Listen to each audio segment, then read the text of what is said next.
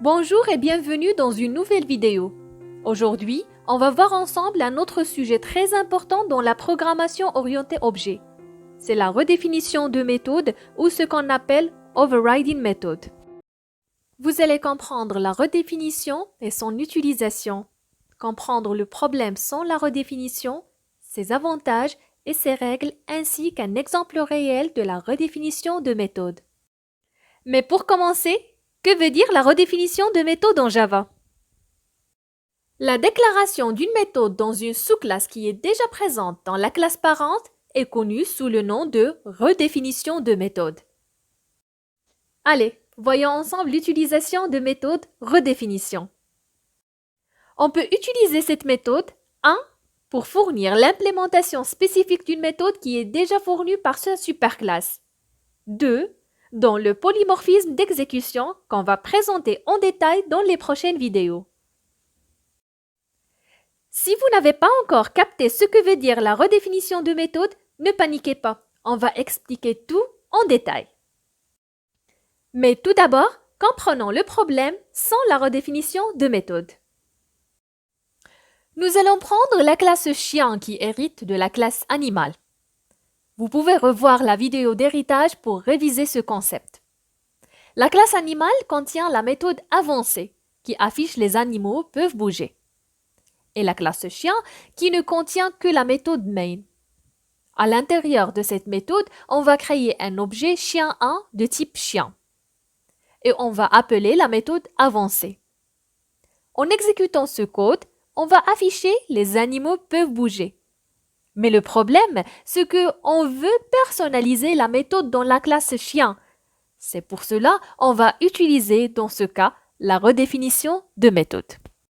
C'est ce qui va nous mener à présenter les avantages de la redéfinition. En utilisant la redéfinition de méthode, la classe peut donner sa propre implémentation spécifique à une méthode héritée sans même modifier le code de la classe parent. Allez, sans tarder, nous allons voir un exemple de redéfinition de méthode. Soit la classe animale qui contient la méthode avancée qui affiche les animaux peuvent bouger. La classe chien qui hérite de la classe animale. Dans cette classe, on va créer un objet chien1 de type chien. Et on va créer une autre méthode qui a le même nom que la méthode dans la classe animale.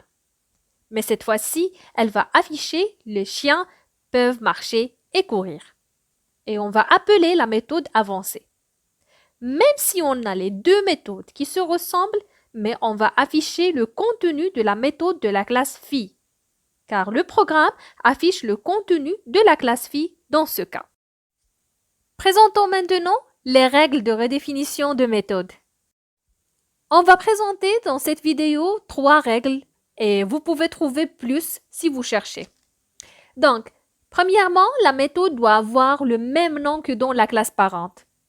La méthode doit avoir le même paramètre que dans la classe parente. Et dernièrement, il doit y avoir une relation d'héritage. Passons à un exemple réel de redéfinition de méthode. Soit la classe banque qui contient la méthode obtenir taux d'intérêt. Et 3 classes qui héritent de la même classe mère banque. La classe BP, Banque Populaire, CIH, SG, Société Générale, qui contient une méthode obtenir taux d'intérêt qui a le même nom et le même type de retour. La différence sera dans le calcul de chaque classe. Voyons le code de cet exemple pour mieux comprendre. Bon, pour comprendre tout ça, on va voir ça en code sous Eclipse. J'ai créé les 4 classes qu'on a besoin, c'est la classe banque, la classe BP, la classe CIH, SG et une dernière classe qui va tester tout notre travail. Dans la classe banque, on va avoir besoin d'un attribut de type int. Et on va l'initialiser par 0. Et après, on va avoir besoin d'une autre méthode qu'on a appelée obtenir le taux d'intérêt.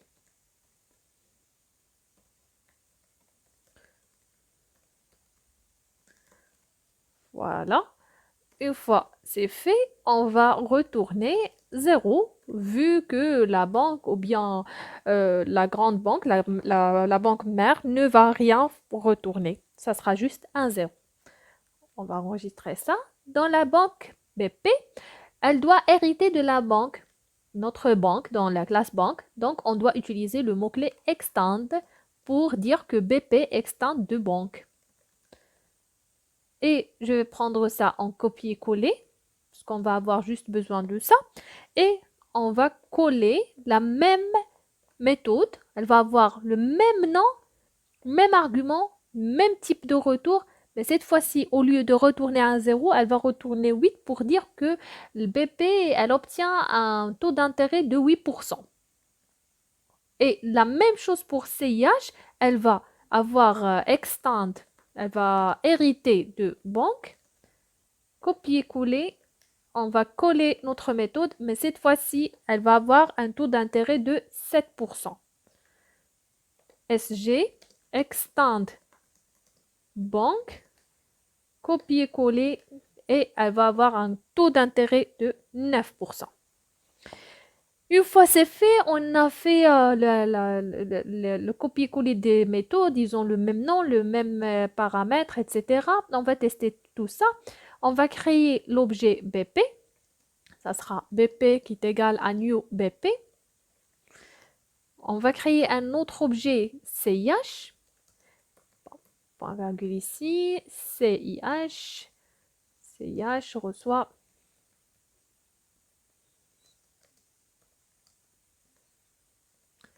voilà, et on va créer SG.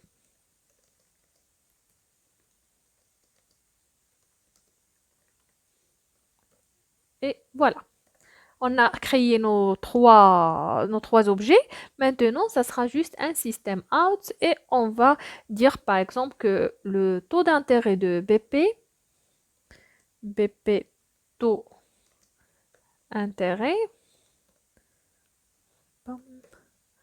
voilà, plus, et ça sera BP point obtenir le taux d'intérêt. On va juste mettre ça en copier-coller. Voilà.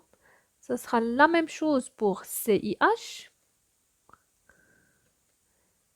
Ici, CIH et SG.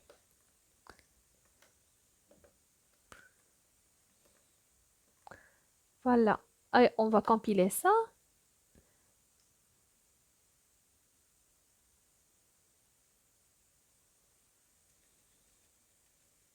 Et voilà. Donc, il a retourné 8 pour BP, 7 pour CIH et 9 pour SG.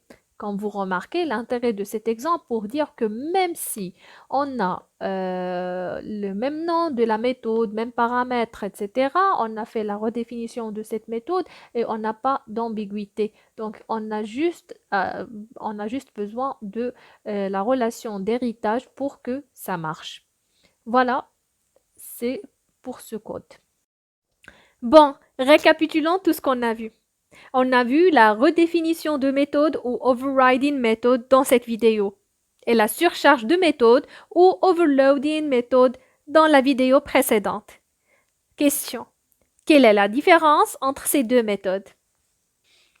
Bon, la surcharge se produit lorsque deux méthodes ou plus dans une classe ont le même nom de méthode mais des paramètres différents. Alors que remplacer signifie avoir deux méthodes avec le même nom de méthode et les mêmes paramètres. L'une des méthodes se trouve dans la classe parent alors que l'autre, c'est dans la classe enfant. Passons maintenant à quelques questions. À votre avis, quelle est la différence entre erreur de compilation et erreur d'exécution? La réponse, c'est que une erreur de compilation est émise par un compilateur. C'est essentiellement parce que le compilateur ne comprend pas votre code et est incapable de le traduire en code machine, c'est-à-dire l'assembleur. Alors qu'une erreur d'exécution est émise lors de l'exécution. Ces erreurs sont plus souvent logiques. Le compilateur a été capable de traduire en code machine votre code, mais il ne fait pas de sens à l'exécution, dans certains contextes particuliers. Parfois, lorsque vous cherchez sur des tutoriels, que ce soit sur YouTube ou bien dans des sites web, vous allez trouver le nom de la signature d'une méthode. La question, que signifie la signature d'une méthode? Une signature de méthode, c'est le nom de la méthode et le nombre, le type et l'ordre de ses paramètres. Voilà, on arrive à la fin de cette vidéo. Je vous remercie pour votre patience et je vais vous voir dans le prochain cours.